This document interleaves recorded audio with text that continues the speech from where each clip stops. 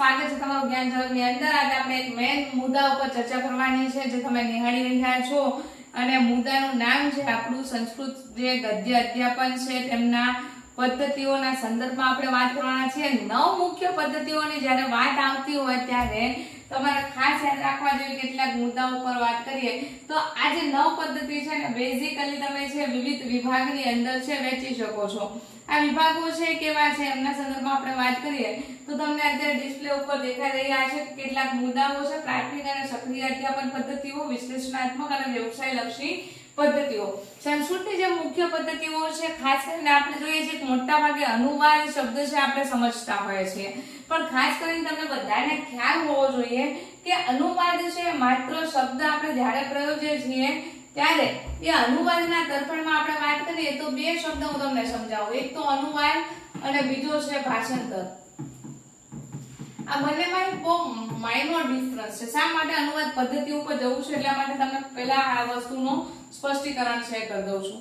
ભાષાંતર શબ્દ છે એ કોઈ પણ વ્યક્તિ છે એની માટે બહુ ઓછી થોડી ઘણી એકાદ ભાષા બેમાંથી કોઈ એકને જાણતું હશે તો એ કન્ડિશનની અંદર એ ભાષાનો ટ્રાન્સલેશન છે કરી શકશે, અને એ ટ્રાન્સલેશન કેવું હશે? શબ્દનું હશે। જે વાક્ય રચના છે ને ક્રમિક રીતે ગોઠવીને એનું ભાષાંતરાત્મક રૂપાંતર છે કરવામાં આવશે। જ્યારે આપણે વાત કરીએ કે જે પદ્ધતિઓ છે પદ્ધતિની અંદર જ હું વાત કરું કે ભાષાંતરની અંદર પણ તમે જોશો તો તમને કેટલીક બીજી બાબતો જોવા મળશે કે ભાષાંતર છે શું છે? સીધા શબ્દનો અર્થ, બીજું કશું જ નથી। શબ્દનો અર્થ કરીએ, વાક્ય ગોઠવીએ, વાક્યની અંદર શબ્દ વાચ્યાર્થ સમાવિષ્ટ થાય એ રીતે આપણે ગોઠવીએ એને ભાષાંતર કહેવાય। ભાષાંતર માટે બંને ભાષાની અંદર ચોકસાઈ હોવી જરૂરી નથી, પણ અનુવાદની અંદર શું છે તો કે અનુવાદની અંદર તમને શબ્દનો તાત્પર્યાર્થ ખબર હોવું જોઈએ, મેન એનો ભાવાર્થ છે, ભાવાર્થ જે પણ વિદ્યાર્થીઓ કે જેની સમક્ષ તમે અનુવાદ કરી રહ્યા છો એ અનુવાદ સુધી પહોંચવો જોઈએ। જ્યારે આ વસ્તુ તમે કેળવવાનો પ્રયત્ન કરશો એટલે એક પ્રારંભિક બાબત એ થઈ જશે કે આ બાબતની અંદર તમારી અંદર એક વસ્તુ ચોકસાઈપૂર્વકની હોવી જોઈએ, અને એ ચોકસાઈપૂર્વકની વસ્તુ કઈ ગણી શકાય તો કે એ ચોકસાઈપૂર્વકની વસ્તુ છે એ તમારા ધ્યાને આવશે સીધી કે અહીંયા શબ્દ આવડવો જોઈએ, તાત્પર્યાર્થ આવડવો જોઈએ, એનો ભાવાર્થ નીકળતો હોય, અને ખાસ કરીને શબ્દની વ્યંજના નામની જે શક્તિ છે એ શક્તિથી તમે વાકેફ હોવા જોઈએ। કારણ કે કોઈ પણ શબ્દ છે બોલાય છે, શબ્દની અંદર વિવિધ પ્રકારના અર્થોનો સમાવેશ થાય, તો એ જે અર્થ છે એનું મૂલ્યાંકન આપણે કરવું છે તો મૂલ્યાંકન કેવી રીતે થઈ શકે અથવા તો કેટલી વિવિધતા સફળ થઈ શકે તો એ બાબતનો ખાસ ઉલ્લેખ છે અહીંયા તમને જોવા મળે છે। એટલે ખાસ આ વસ્તુ છે તમારે ધ્યાને હોવી જોઈએ કે ભાષાંતર અને અનુવાદ છે એની અંદર બહુ માઇનોર ડિફરન્સ છે। ભાષાંતર છે એ શબ્દનો અર્થ વાક્યની શબ્દોને વાક્યના અર્થ નીકળે એ રીતે ગોઠવીને આપણે જે કરીએ છીએ ભાષાંતર છે। એટલે આપણે ઘણી બધી વાર ભાષાંતર અને અનુવાદ બંનેને એક સમજીએ છીએ, પણ બંનેની અંદર થોડો ઘણો ભેદ છે રહેલો છે। આઈ થિંક તમે આ ભેદથી અત્યારે હાલ પૂરતા સ્પષ્ટીકરણ પામી ચૂક્યા હશો। હવે આપણે ફરીથી આપણા જે મુદ્દા છે એની ઉપર વાત કરીએ તો સંસ્કૃતના ગદ્ય શિક્ષણની અંદર અહીંયા પ્રથમ આપણી પદ્ધતિની શરૂઆત કરીએ તો પ્રથમ પદ્ધતિ છે કઈ થશે તો કે પ્રથમ પદ્ધતિ છે ને આપણું અનુવાદ પદ્ધતિ છે। એક ભાષામાં કહેવાયેલી વાત બીજી ભાષામાં પરિવર્તિત કરવી।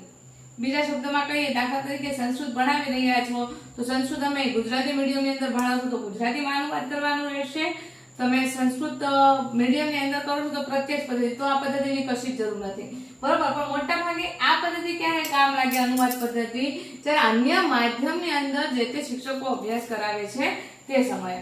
ત્યાર પછી આપણે વાત કરીએ બીજી પદ્ધતિ આપણી પ્રશ્નોત્તર પદ્ધતિ।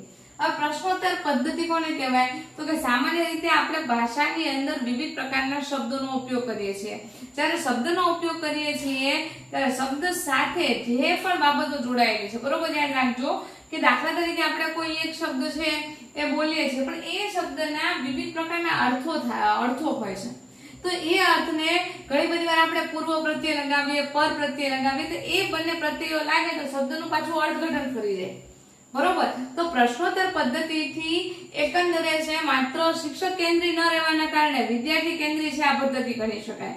જ્યારે પણ અનુવાદ પદ્ધતિ કરશું ત્યારે વિદ્યાર્થીઓ ચોકસાઈ પૂર્વકનું માત્ર શિક્ષક ઉપર વધારે ભાર હશે, વિદ્યાર્થી ઉપર છે અનુવાદ પદ્ધતિની અંદર ભાર નહીં હોય, ત્યારે પ્રશ્નોત્તર પદ્ધતિની અંદર શું હશે, બેલેન્સ બંનેનું જળવાઈ રહેશે, શિક્ષકનું પણ અને વિદ્યાર્થીનું પણ.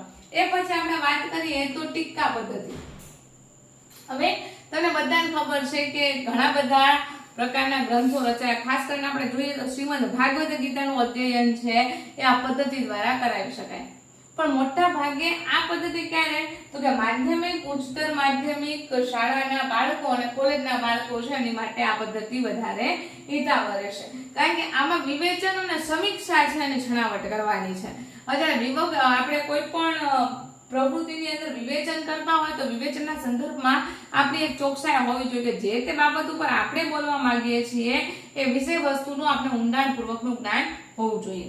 જો આપણે ઊંડાણપૂર્વકનું જ્ઞાન નથી રાખતા તો એ પરિસ્થિતિ કે સંજોગોની અંદર આ જે પદ્ધતિ છે એટલી બધી કારગર નીવડતી નથી. એટલે ટીકા પદ્ધતિ છે કેની માટે, તો કે શ્રીમદ ભાગવત ગીતાના શ્લોકો ભણાવવા છે અને એ પણ માધ્યમ બરોબર સમજજો કે મોટા ભાગે હજી માધ્યમિક અને ઉચ્ચતર માધ્યમિક કરતા કોલેજનો અધ્યયન કાળનો જે સમય હોય એ સમયગાળા દરમિયાન છે આ પદ્ધતિનો સવિશેષ ઉપયોગ છે કરવામાં આવતો હોય છે. ત્યાર પછી આપણે પ્રયોગ પદ્ધતિ કહીએ. હવે પ્રયોગ પદ્ધતિનો કયું, તો કે વ્યાકરણ શીખવા માટે ઉપયોગ થાય. પ્રયોગ પદ્ધતિનો ઉપયોગ ક્યારે કરવામાં આવે, તો કે પ્રયોગ પદ્ધતિ છે વ્યાકરણ ને આનુષંગિક પદ્ધતિ છે ગણી શકાય. હવે ઉદાહરણ તરીકે પ્રયોગો કરવા હોય તો આપણે ફ્લેશ કાર્ડનો ઉપયોગ કરી શકીએ. ફ્લેશ કાર્ડ બતાવીને વિદ્યાર્થીઓ છે એમને વિભક્તિના વિવિધ પ્રકારના પ્રત્યયો છે જોઈન્ટ કરી શકીએ. સાથોસાથ તમે એક નવી વસ્તુ પણ કરી શકો કે વિભક્તિના પ્રત્યયો છે એની સિવાય પણ સંસ્કૃતની અંદર વિભક્તિના કેટલાક એવા પ્રયોગો છે. દાખલા તરીકે સ્મ શબ્દ છે તો એ સ્મ શબ્દ હંમેશા ભૂતકાળની અંદર જ પ્રયોજાય છે.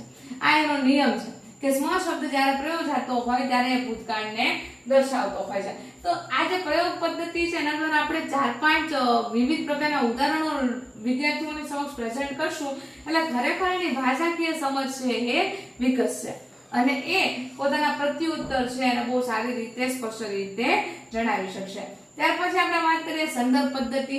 હવે રેફરન્સ, સંદર્ભ એટલે બીજું કંઈ નહીં, આપણે રેફરન્સ જે ઘટના કે જે ઉદાહરણ બનેલું છે એના જેવી જ કોઈ બીજી ઘટના પરોક્ષ રીતે આપણે દર્શાવીએ છીએ. એ પરોક્ષ ઘટના દ્વારા જે મુદ્દો આપણે સમજાવવો છે એ મુદ્દાને સમજાવવા માટે પ્રયત્ન કરીએ છીએ. તો જ્યારે તમે આ રીતે કોઈ સંદર્ભ પદ્ધતિનો ઉપયોગ કરો છો ત્યારે જે શબ્દ કે પ્રસંગ ઐતિહાસિક દ્રષ્ટિએ જે પણ બનેલો છે, દાખલા તરીકે મારે કોઈ એવા મુદ્દા વિશે સમજાવવું છે, દાખલા તરીકે પરંતુ આપણે કિંતુ કુટિલતામ પાઠ આવે છે તો કિંતુ કુટિલતામ પાઠની અંદર 3 ઘટનાઓ છે તો દર્શાવવામાં આવેલી છે કે લેખકના જીવનની અંદર કઈ 3 ઘટનાઓ બની, તો કે લેખકના જીવનની અંદર જે 3 ઘટનાઓ બની એની અંદર એક મુખ્ય ઘટના એવી બની કે લેખક છે એના કોઈ જમીનનો કેસ ચાલતો હતો ને જમીનના કેસને માટે એમને જે દાવો હાથ ધરેલો હતો એ દાવાના સંદર્ભમાં ન્યાયાલયની અંદરથી બધા જોઈતા સાક્ષીઓ આવી ગયા, વકીલે એને નિર્ભયતા આપી દીધી. પણ બન્યું એવું કે આ બધી જ નિર્ભયતાઓ હોવા છતાં મહેસૂલ વિભાગના જે પણ અધિકારી છે અધિકારી દ્વારા એક પત્ર મોકલવામાં આવ્યો અને એ પત્રની અંદર છે એમને પરંતુ શબ્દનો ઉલ્લેખ કરીને કે આ જે ન્યાય છે અત્યારે સ્થગિત કરવામાં આવે છે.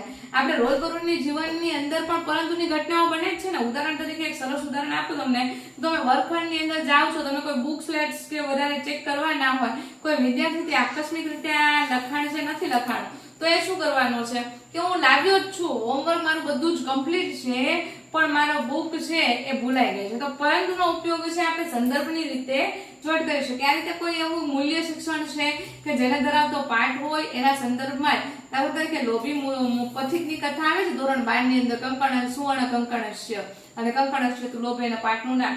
તો એના સંદર્ભમાં કોઈ બીજી લોભી વ્યક્તિની સાથે થયેલા દુર્વ્યવહારની વાત છે કરીએ આપણે તો તરત જ તાત્કાલિક તમને વિદ્યાર્થીઓને એ બાબત સમજાવવામાં સરળ રહેશે. તો ગદ્ય શિક્ષણની અંદર સંદર્ભ પદ્ધતિનો આપણે આ રીતે ઉપયોગ કરી શકીએ. ત્યાર પછી ઉદ્બોધન. હવે ઉદ્બોધન ફેસ ટુ ફેસ પ્રક્રિયા છે. જ્યારે તમે બે વિદ્યાર્થીઓને પ્રત્યક્ષ શિક્ષણ આપવાનો છે એ તમે પ્રયત્ન કરો છો ત્યારે આ ઉદ્બોધન પદ્ધતિ છે ખૂબ જ કારગર નીવડે છે. કારણ કે આ પદ્ધતિ એવી પદ્ધતિ છે કે જે પદ્ધતિના ઉપયોગથી બાળકોની અંદર વિચારવાની, તર્ક કરવાની ક્ષમતા વધશે. કોઈ તમે માની લો કે કોઈ એક ચિત્ર છે, ચિત્રને પ્રેઝન્ટ કરો છો, ચિત્રને વર્ણવવાનું કામ બાળકને સોંપો છો, તો એ વખતે બાળક છે એની અંદર રહેલી નોખી નોખી જે ડિઝાઇનિંગ છે એ પ્રક્રિયાઓથી વાકેફ થઈને બીજા વિદ્યાર્થીઓ સુધી છે એ જ્ઞાન છે એને પહોંચાડવાનો પ્રયત્ન કરે છે. ત્યાર પછી શબ્દકોશ પદ્ધતિ. હવે આ શબ્દકોશ પદ્ધતિની અંદર શિક્ષકનું પ્રતિનિધિત્વ વધી જશે. શા માટે એવું કહું છું? તો કે શબ્દકોશ છે એની માટે એક જ શબ્દના આપણે વિવિધ અર્થો, તમને ખ્યાલ છે કે ઘણી બધા ગ્રંથો એવા રચાયા છે, જેમ કે આપણે ગુજરાતીની અંદર વાત કરો તો સાર્થક જોડણી કોશ છે, ત્યાંથી તમને મળે. પછી ઓનલાઈન આખી ડિક્શનરી છે અપલોડ કરી દેવામાં આવેલી છે. તો એ બધા સ્ત્રોતો એવા છે કે જે સ્ત્રોતોના માધ્યમથી તમને વિવિધ પ્રકારનું જ્ઞાન છે એ ઉપલબ્ધ થઈ શકે એમ છે. તો આ જે જ્ઞાન છે એ જ્ઞાનની સાથે તમારે જોડાવવું હોય તો અઘરા શબ્દ છે એના અર્થ છે તમારે શોધવા પડશે. વિદ્યાર્થીઓને પણ એવો ટાસ્ક આપવો પડશે. હું પણ મારા વિદ્યાર્થીઓને વારંવાર કહું છું કે જો તમને તમારા નામનો અર્થ ખબર ના હોય, તમારે જોવો હોય ને તો ભાગવત ગોમંડળ કરીને એક વેબસાઇટ છે જેની અંદર ગુજરાતીની અંદર તમામ પ્રકારના શબ્દના અર્થ છે જોવા મળે છે. એ રીતે જે સંસ્કૃતના શબ્દકોશ છે ને વારંવાર એને વાંચવા અને એનામાંથી કંઈક ને કંઈક ટીકાશાસ્ત્રી દ્વારા રચાયેલો કોશ શબ્દકોશ છે ખૂબ સુંદર છે સંસ્કૃતની અંદર. તો આવા જે શબ્દકોશ છે એનો ઉપયોગ કરવાથી વિદ્યાર્થીઓની તર્ક શક્તિ છે વિકસશે. કે એક જ શબ્દ છે ને આપવામાં આવે પંકજ, તો પંકજ શબ્દ સાથે જોડાયેલા વિવિધ પ્રકારના અર્થો છે એને શોધવાનું કાર્ય સોંપવામાં આવે. ત્યાર પછી આપણે વાત કરીએ તુલના. હવે આ પદ્ધતિને હું અહીંયા સાંકળીશ ખરી, કારણ કે આ પદ્ધતિ જ્યારે તમે અમલમાં લાવો છો ત્યારે તમારી પાસે, જેમ મેં એમ કીધું કે વિદ્યાર્થી છે શબ્દકોશને ઉપયોગ કરતા શીખશે અને ધીરે ધીરે કરતા એનામાં એક આવડત ઊભી થશે કે હું જે શબ્દ નથી આવડતા એ શબ્દને કાં કોઈ બીજા ભાઈબંધ જોડે તમે 5 શબ્દ બીજા તૈયાર કરાવો, બીજા ભાઈબંધ 5 શબ્દ પૂરા કરે. એટલે વિદ્યાર્થીઓને એક એસાઇનમેન્ટ, ગ્રુપ એસાઇનમેન્ટ આપો તો પણ એમાં શબ્દના શક્તિઓ છે વિકાસ પામે ધીરે ધીરે કરતા. પછી વાત કરીએ આપણે સમય અને વિરોધી શબ્દની જોડણીનો. સામાસિક શબ્દ છે, જ્યાં જ્યાં વિભક્તિના પ્રત્યયો લાગે છે એમાં ક્યાંક ક્યાંક સમાનતાઓ આવતી હોય છે અમુક વર્ષની અંદર. તો તુલના કરવાથી કે આ પ્રત્યયને, દાખલા તરીકે શ પ્રત્યય છે લાગે છે તો છઠ્ઠી વિભક્તિ બને છે, બરોબર. તો એ રીતે તમે વિરોધાર્થી સમાનાર્થી શબ્દના સાપેક્ષ તુલના કરીને અધ્યયન કરાવી શકો છો. તો આ છે આપણી સમગ્ર પાઠના સંદર્ભમાં પ્રયોજાતી એવી સંસ્કૃત શિક્ષણની પદ્ધતિઓ. આજે માત્ર તમને ક્વિક રિકેપ આપેલો છે, હજુ એક લેક્ચર છે આની ઉપર આવશે જેમાં તમને વિથ ધ ડિટેલ્સ ઉદાહરણો સાથે કઈ પદ્ધતિ શિક્ષક કેન્દ્રી છે, કઈ પદ્ધતિ વિદ્યાર્થી કેન્દ્રી છે, આ બધું જ જાણવા મળશે. પણ એ પહેલા તમે જો ચેનલની અંદર નવા જોડાયેલા હોય તો ચેનલને સબસ્ક્રાઇબ જરૂરથી કરી દેજો. અને આવી અન્ય માહિતીઓ માટે જ્ઞાન ઝલકનું અમારું એક WhatsApp ગ્રુપ પણ છે, તમે એમાં પણ જોડાઈ શકો છો. Facebook પર અમે ભરતી જાહેરાતો અપલોડ કરી રહ્યા છીએ, તો એનો પણ આપ ચોક્કસથી લાભ લઈ શકો છો. મળું છું તમને એક નવા સેશન સાથે. નવી આપણે 2-8 સુધી બને એટલે તમને વિડીયો પહોંચાડવાનો પ્રયત્ન કરશું. ખાસ કરીને મારા જે ગ્રુપની અંદર વારંવાર મેસેજ થાય પણ રિપ્લે કરવાનો સમય નથી રહેતો. પાઠ આયોજન વિશે તમે જે વારંવાર સૂચનો આપો છો, તો પાઠ આયોજનનું એકદમ ફોર્મેટ આખું અહીંયા કરાવીશ તમારી નજર સમક્ષ. પછી એક ત્રિપરિમાણદર્શક સારણી ખૂબ ઇમ્પોર્ટન્ટ ટોપિક છે દરેક ભાષાના વિદ્યાર્થીઓ માટે કે કોઈ પણ વિદ્યાર્થીઓ માટે. તો એવા જે મુખ્ય મુદ્દાઓ છે 25% માંથી મેક્સિમમ માર્ક કવર કરે એવા ચોક્કસ આપણે એને પૂર્ણ કરવા પ્રયત્ન કરીશું. ત્યાં સુધી લઉં છું તમારી પાસેથી રજા, અને આવતીકાલે ફરીથી મને કમેન્ટ કરીને જણાવજો કે આપને આ વિડીયો ઉપયોગી બન્યો કે નહીં. જ્યારે વિડીયો પબ્લિશ થાય છે ત્યાર પછી આપણે નવા સેશન છે એની પણ શરૂઆત કરવાના છીએ. Thank you so much. Bye bye, take care.